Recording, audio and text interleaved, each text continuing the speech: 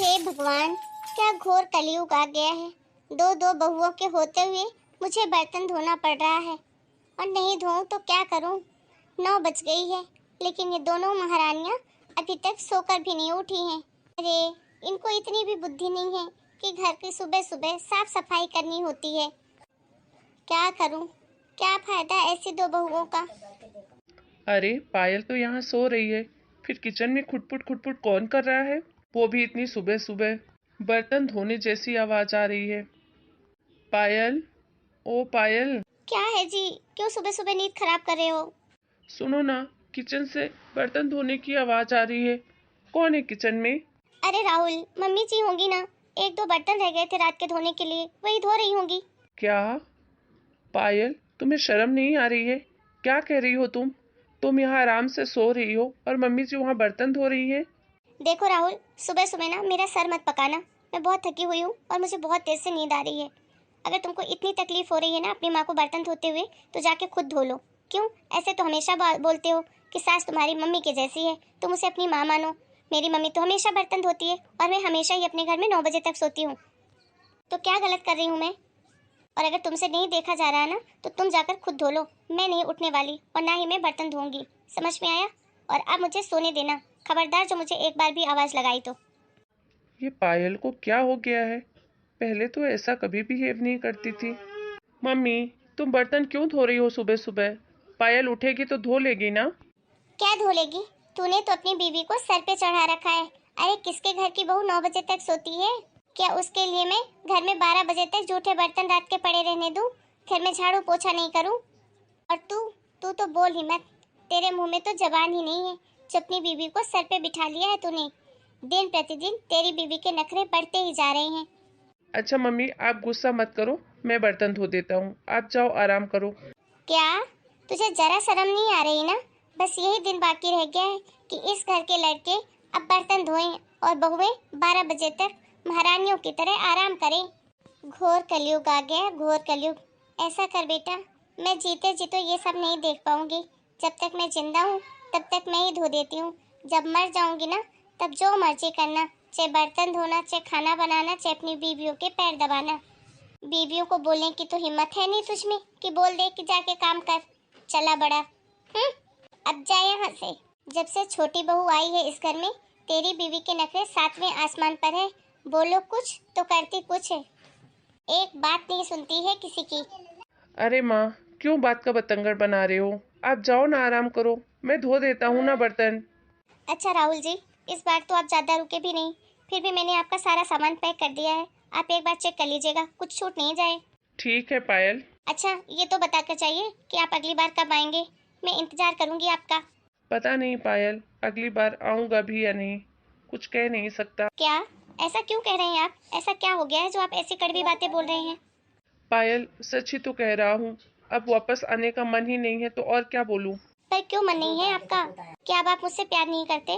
नहीं पायल, ऐसी कोई बात नहीं है, लेकिन जितना प्यार मैं तुमको करता हूँ उतना ही अपनी मम्मी को भी करता हूँ। और मैं जब से आया हूँ देख रहा हूँ, तुम और मम्मी के रिश्ते बहुत खराब हो चुके हैं। तुम दोनों आपस में कभी ढंग से बात करते तक नहीं दिखते हो। मम्मी सारा दिन काम करती रहती है और तुम आराम करती रहती हो, और ये सब मुझे बिल्कुल अच्छा नहीं लगता है।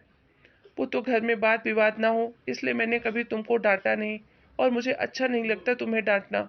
लेकिन ये सब देखकर मन बहुत दुखी होता है।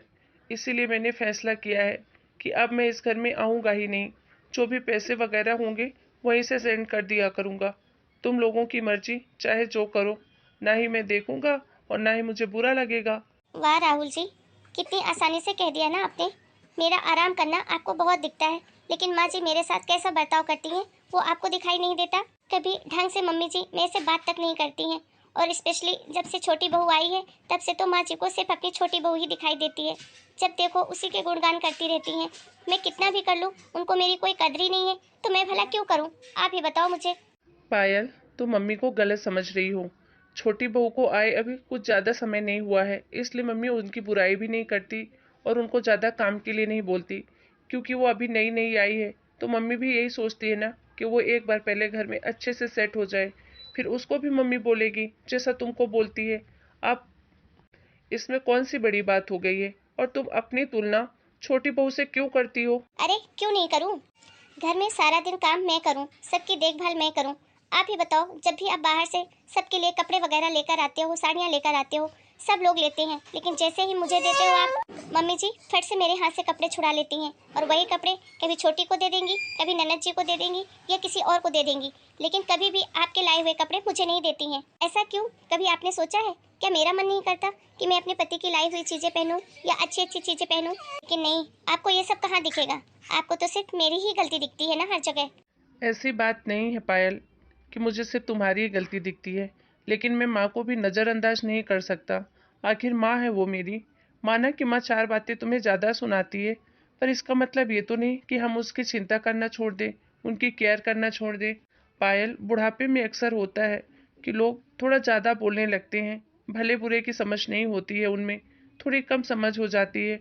और फिर हमारा ज़माना अलग है, उनका ज़माना अलग था, इसलिए वो हमेशा अपने ज़माने के हिसाब से चीज़ें करवाने की कोशिश करती हैं। इसलिए माँ की बातों का इतना दिल पे मत लगाया करो तुम इस घर की बड़ी बहू हो और इस नाते तुम्हारी जिम्मेदारी बनती है कि तुम माँ का ख्याल रखो।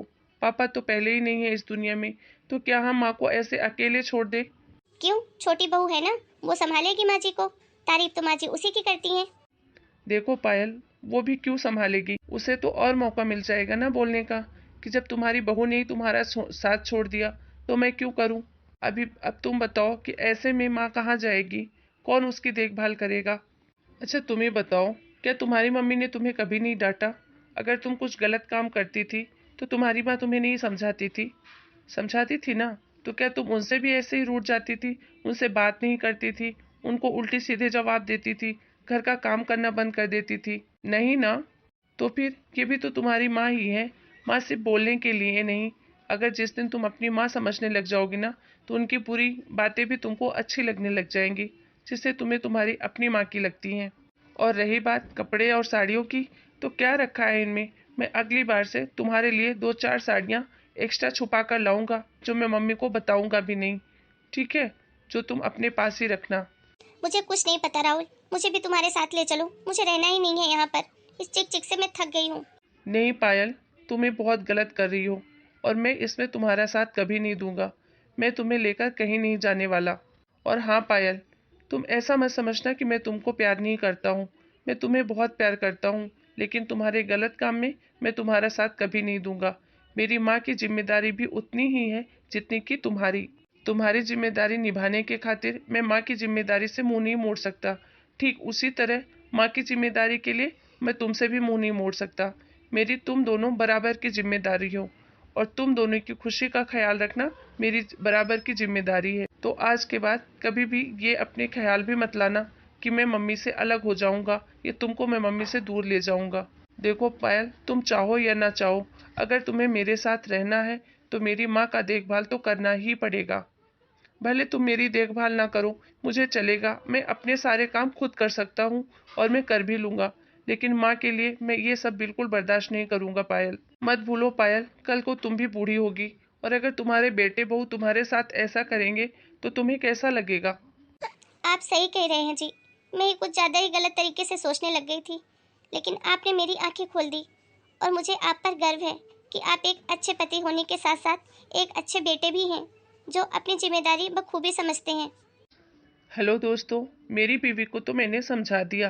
कहीं आपकी बीवी ऐसी तो नहीं जो नहीं समझ पा रही हो? उसे समझाने की जिम्मेदारी आपकी है।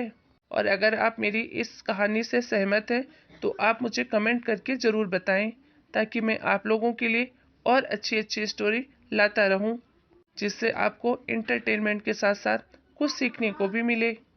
मिलते हैं एक नए वीडियो में एक नई स्टोरी के साथ। तब तक के लिए आप सभी को राम राम। अपना और अपने पूरे परिवार का खूब ध्यान रखिए।